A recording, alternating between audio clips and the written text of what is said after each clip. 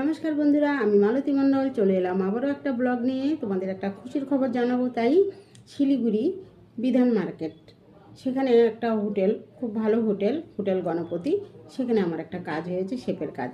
আর সেটা হলো ঘরোয়া রান্না, বাঙালি ঘরোয়া রান্না।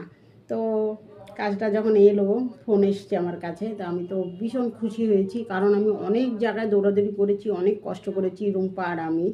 কাজও অনেক পেয়েছি, টাকাও ভালো, কিন্তু কিছু কাজ আছে যে আমার জন্য নয়, আমি পারবো না করতে, কোনোদিন করি নেই, ভাবতেও পারি না। কিছু কিছু কাজ আছে, আর কিছু কাজ আছে যে ভীষণ কষ্ট।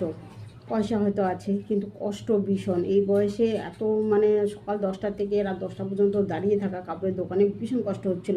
তো কাজটা ছেড়ে দিয়ে এই কাজটা নিয়েছি। এই কাজটা হলো সকাল 8টা থেকে রাত 10টা পর্যন্ত। সকাল 10টা থেকে রাত 8টা পর্যন্ত, ভুলে গেছি, মাথায় একদম কাজ করছে না।